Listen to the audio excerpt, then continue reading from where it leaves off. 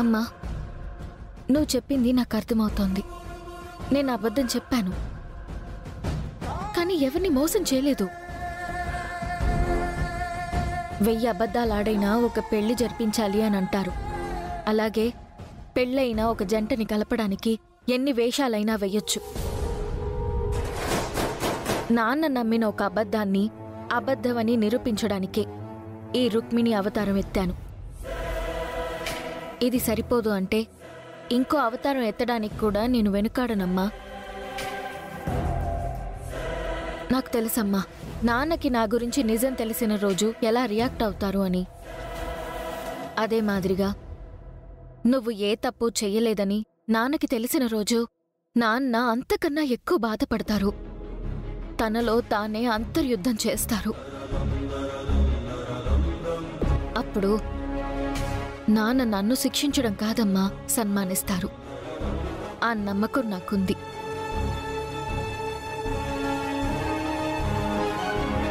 నువ్వు కంగారు పడకుండా ఉండమ్మా, చాలు.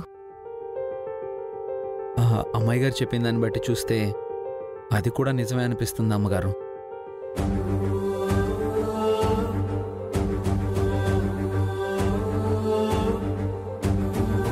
అనవసరంగా మనం కంగారు పడుతున్నామేమో అనిపిస్తోంది. నువ్వు కూడా ఏంటి రాజు రూపులాగే మాట్లాడుతున్నావు? నన్ను సూర్యని కలపడం అంత ముఖ్యమా చెప్పు?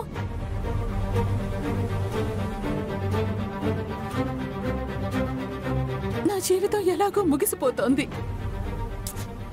అలా అనకమ్మా, ప్లీజ్.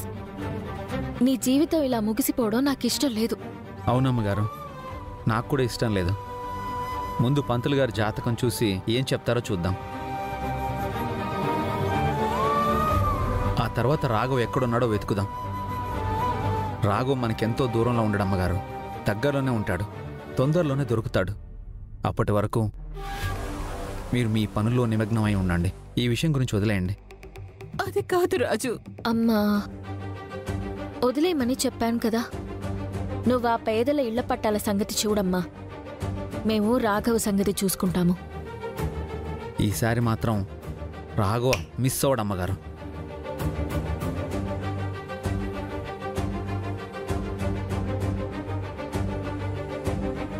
రాఘవ దొరికే వరకు రుక్మిణి ఏ రూపన్న విషయం సూర్యకి తెలియకుండా నువ్వే చూడాలి తండ్రి.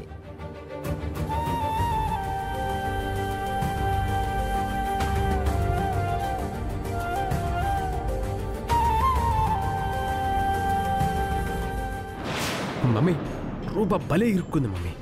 కానీ మావయ్య నమ్మట్లేదు. ఇంకా బలమైన కారణం ఒక్కటి ఉండుంటే బాగుండేది మమ్మీ.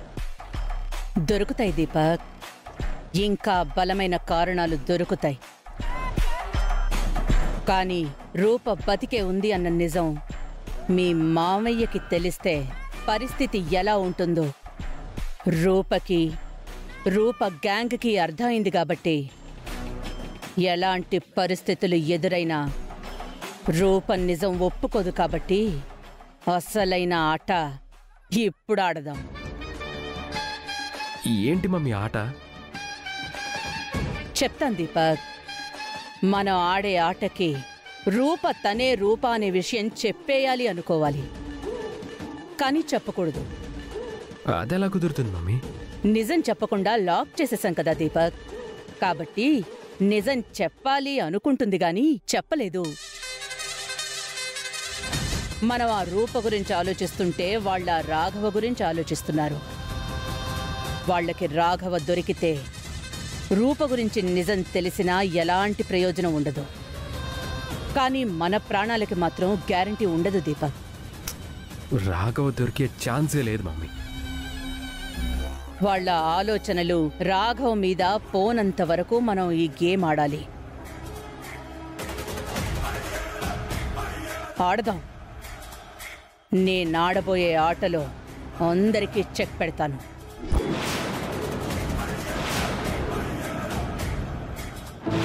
నీ జీవితంలో ఒక ప్రళయం రాబోతుంది తల్లి. ఆ ప్రళయం వల్ల నీ జీవితం కకావికలం అయిపోతుంది.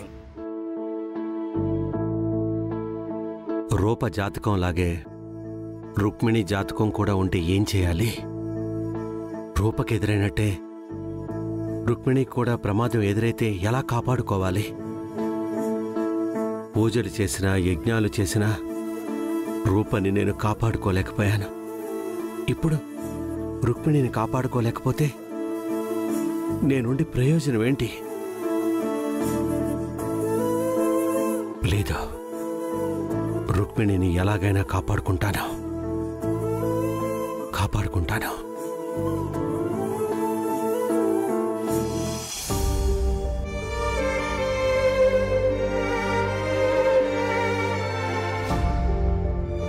బంటి, ఇదిగో పాలు తాగు. ఏమైంది బంటి? బంటి బంటి పాలు తాగు నాన్నా. కొట్టు తాతయ్య.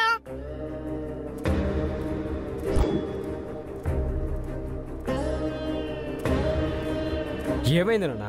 రోజు పాలు తాగుతావు కదా, ఈ రోజు ఎందుకు వద్దంటున్నావు? ఏం లేదు తాతయ్య, నాకు పాలు తాగాలనిపించట్లేదు. నేను తాగానంతే.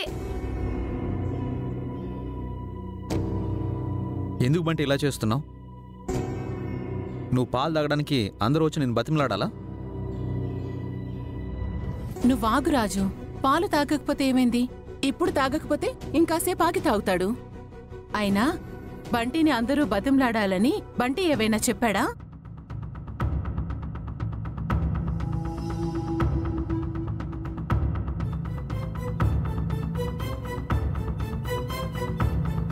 బంటి, నీకేం కావాలి నాన్నా?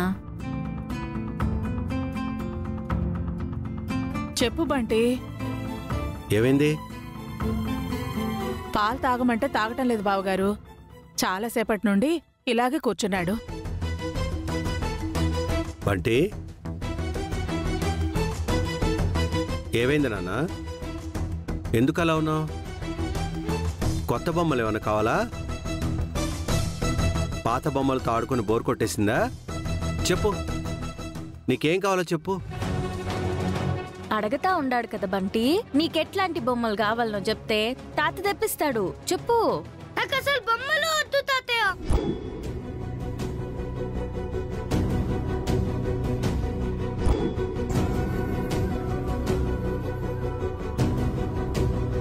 ఏంట్రా బొడ్డోడితో బాతకాని? ఏమో మమ్మీ, చూద్దాం పద. ఆ బొమ్మలు నాతో ఆడుకోవు, నాతో మాట్లాడవు. నేను మాట్లాడేవి వాటికి వినిపించవు.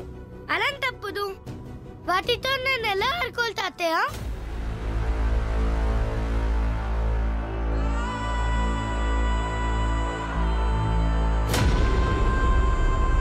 బొమ్మలంటే అలానే ఉంటాయి బంటి. అలాంటి బొమ్మలతో నేను ఆడుకోను. బట్టి, నువ్వు ఆడుకోవడానికి నీకేం కావాలో చెప్పు. నేనేం అడిగినా తెచ్చిస్తారా? నేనున్నదే నువ్వేం అడిగినా తెప్పించడానికి. అడుగు, తెప్పిస్తాను. మా స్కూల్ ఫ్రెండ్స్ అందరూ స్కూల్ నుంచి ఇంటికి వెళ్ళాక ఆడుకోవడానికి ఎవరో ఒకరు ఉంటారంట.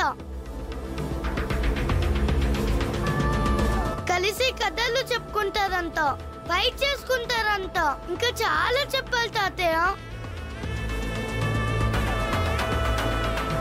వాళ్ళంతా అలా చెప్తుంటే చాలా బాగుంటుంది. నాకు అలాగే ఆడుకోవాలని ఉంటుంది, ఫైట్ చేయాలని ఉంటుంది, కథలు చెప్పుకోవాలని ఉంటుంది. కానీ ఏం చేస్తాం, నాకెవరు లేరు కదా.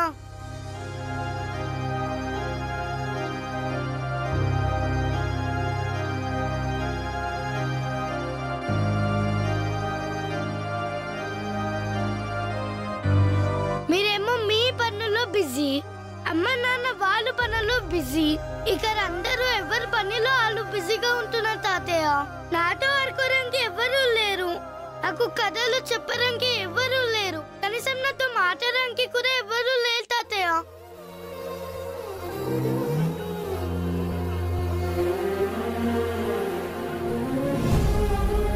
అందుకే అడుగుతున్నాను, నాతో ఆడుకోవడానికి ఎవరు ఒకరు కావాలి.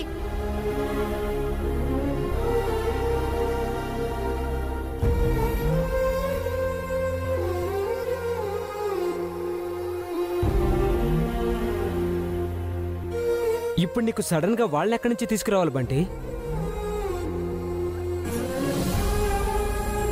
ఎవరో ఒకరు ఎందుకు బంటి? త్వరలో నీకు తమ్ముడో చెల్లో వస్తుంది, వాళ్ళతో ఆడుకుందు గాని.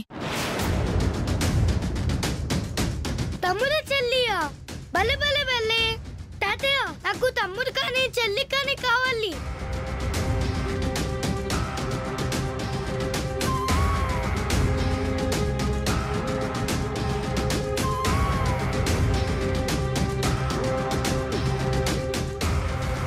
మాట్లాడేంటి తాతయ్య? మాట్లాడు.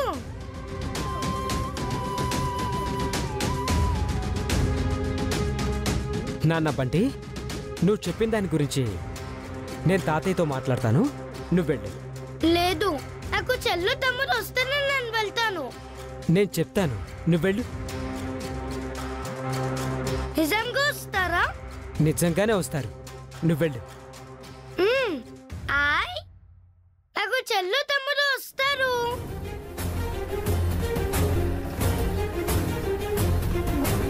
ఈ బంటిగడేంటి మమ్మీ, రాజు రూపలకి శోభనం జరిపించండి అంటూ వాడికి తెలియకుండానే చెప్పేస్తున్నాడు.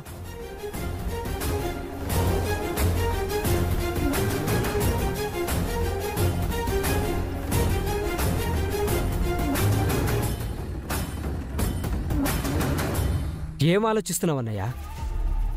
బంటి తెలిసి అడిగాడో తెలియక అడిగాడో నాకు తెలియదు, కానీ మనం ఆ విషయమే మర్చిపోయాం.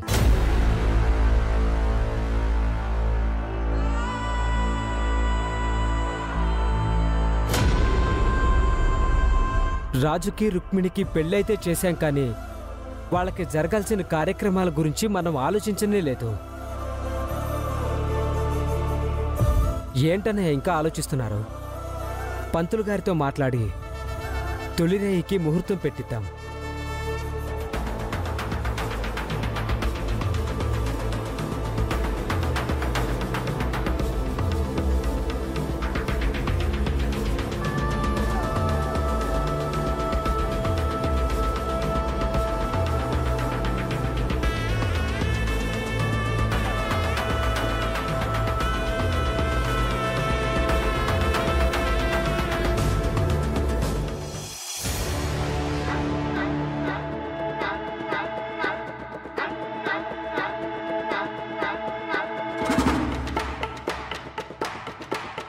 రాజు రూపలు కలవడానికి పెట్టే ముహూర్తాన్ని వాళ్ళు విడిపోవడానికి మనం వాడుకుందాం దీపక్.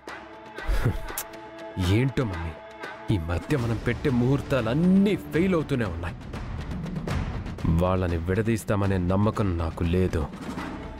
అలా అనకు దీపక్, మనం ఏం చేసినా నమ్మకంతోనే చేయాలి. నువ్వు చూస్తూ ఉండు. రాజు రూపల తొలి రాత్రి ముహూర్తాన్ని వాళ్ళకి ఆఖరి రాత్రి ముహూర్తంగా మార్చేస్తాను.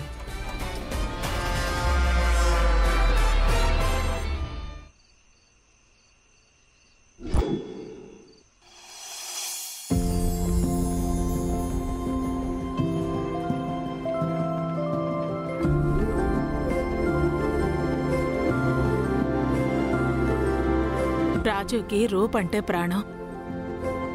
రూప పోయిన తర్వాత రూప స్థానంలోకి ఇంకెవరూ రాలేరనుకున్నాను. కానీ ఆ దేవుడి దయ వల్ల రుక్మిణి వచ్చింది. వస్తే వచ్చింది, కానీ రాజు రుక్మిణిలు బంటికి అమ్మా నాన్నలుగా మాత్రమే ఉండగలరు, కానీ భార్యాభర్తలుగా ఉండలేరనుకున్నాను.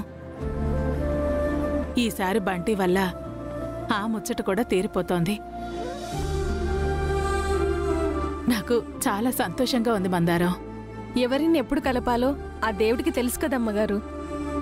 రుక్మిణి చాలా మంచి మనసు గల అమ్మాయి మందారం. పెద్దయ్య గారి కూతురంటే ఆ మాత్రం మనసుంటుంది కదమ్మగారు. ఎందుకమ్మా ఇవన్నీ? నాన్నకంటే విషయం తెలీదు, నీకు తెలుసు కదమ్మా. నువ్వు కూడా ఏంటమ్మా నన్ను శోభనం పెళ్లి కూతురులాగా రెడీ చేస్తున్నావు? చూడు రూపా, నీకు పెళ్ళైనప్పటి నుంచి మీ నాన్న కోసం కొంతకాలం రాజుకి దూరంగా ఉన్నావు. తర్వాత రాజుని తప్పుగా అర్థం చేసుకొని కొన్నాళ్ళు రాజుకి దూరంగా ఉన్నావు. ఆ తర్వాత మీరు కలుసుకున్నా కూడా నా గురించి మీ నాన్న గురించి ఆలోచించడమే తప్ప మీ గురించి మీరు ఎప్పుడూ ఆలోచించలేదు.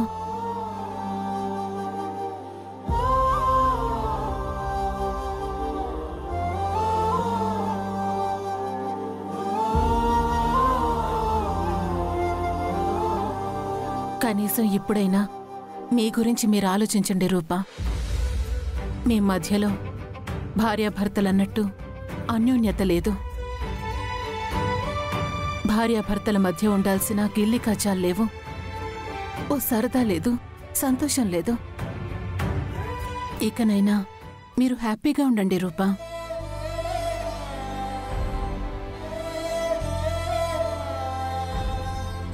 రాజు నేను కలిసి తీసుకున్న నిర్ణయమే కదమ్మా ఇది. నిన్ను నాన్నని కలిపే వరకు మాకు బిడ్డ కూడా వద్దనుకున్నాం. అయినా మాకు బంటి పుట్టాడు కదా, ఇప్పుడు మళ్ళీ ఎందుకమ్మా? మీ నాన్నని నన్ను కలపాలని మా బిడ్డగా నువ్వనుకోవడంలో తప్పులేదమ్మా. అలా అని నీ భర్తకి నువ్వు దూరంగా ఉండడం కరెక్ట్ కాదు రూపా. దేవుడు ఎలా రాసుంటే అలా జరుగుతుంది. దేవుడు ఈరోజు నీకోసం రాశాడు. నువ్వు పాడు చేయొద్దమ్మా. నా మాట వినమ్మా. అమ్మమ్మ, మీరిద్దరు ఇక్కడ ఏం చేస్తున్నారు? మీ అమ్మని రెడీ చేస్తున్నాను బంటి. రెడీ చేస్తున్నావా? అమ్మ ఎక్కడికి పోతుంది?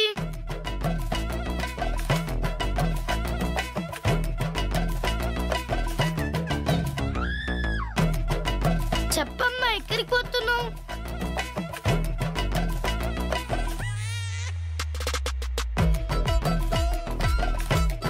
ఎవరు మాట్లాడారేంటి? చెప్పమ్మా. అమ్మా, నువ్వైనా చెప్పు.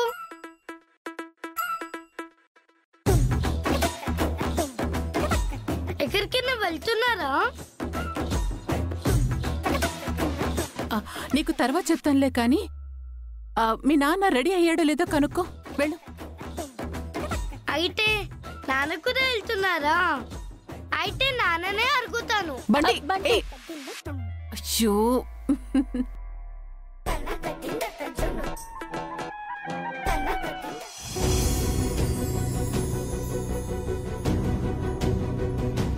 నీ జీవితంలో ఒక ప్రళయం రాబోతుంది తల్లి.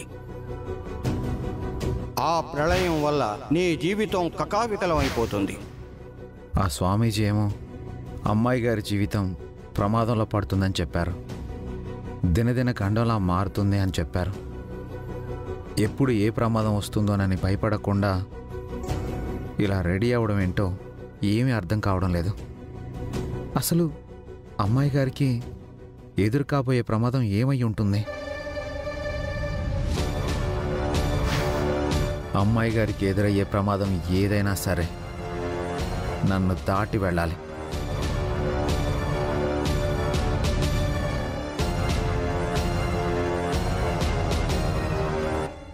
ముందు ఆ ప్రమాదం ఏంటో, ఏ రూపంలో వస్తుందో తెలుసుకోవాలి. నాన్న, అమ్మమ్మకు రెడీ చేస్తుంది. నువ్వు రెడీ లేదు కనుక్కోమని అమ్మమ్మ నన్ను పంపించింది. ఇంతకీ ఇద్దరు రెడీ ఎక్కడికి పోతున్నారు? నేనేమో రెడీ అవ్వలేదు. నన్ను మీతో పాటు తీసుకెళ్లరా?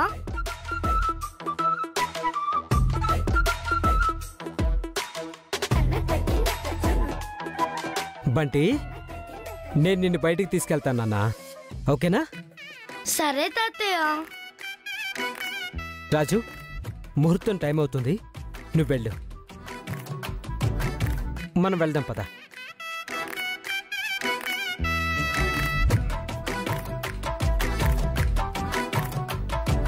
అక్కడ అమ్మ నాన్న రెడీ అయిపోయారు. మీరు ఇంకా రెడీ అవ్వలేదా? మేం రెడీ అవ్వడం ఏంటి బంటి?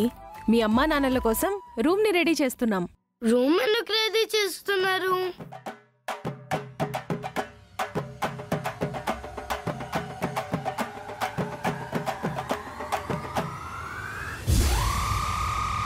హాయ్ లవర్స్, భలే ఉన్నాయి. అయితే ఇక నుంచి రోజు నాకు ఇలాగే రద్దీ చేయండి. ఇది మీ అమ్మా నాన్నల కోసమే బంటి. అమ్మా నాన్నల కోసమా? ఎందుకు? ఎందుకంటే నీకు తమ్ముడో చెల్లో కావాలని చెప్పావు కదా, అందుకు. నువ్వు అల్లరి చేయకుండా ఉంటే నీకు త్వరగా తమ్ముడో చెల్లో వస్తారు. అవునా? అయితే ఓకే. అయి నాకు తమ్ముడు చెల్లెలు వస్తారు.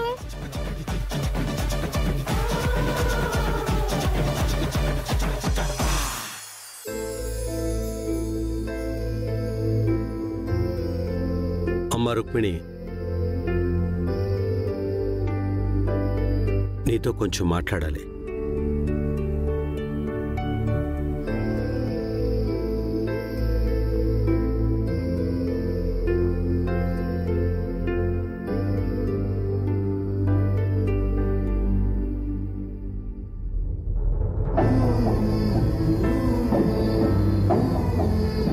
ఏంది నాయనా? ఏం లేదమ్మా, నువ్వు బాగుండాలని, నీ కాపురం బాగుండాలని, నీ జీవితం బాగుండాలని ప్రతి దేవుణ్ణి నేను కోరుకుంటాను. నాకు తెలీదా నాయనా? ఏ తండ్రి అయినా అట్నే కోరుకుంటాడు కదా. అవునమ్మా, ఈ కోరికతో పాటు నాకు ఇంకో కోరిక కూడా ఉందమ్మా. ఏంది నాయనా అది? నిన్ను చూసినప్పుడు, రాజుతో నీ పెళ్లి గురించి ఆలోచించినప్పుడు బంటీకి అమ్మైతే బాగుంటుందని మాత్రమే ఆలోచించాను.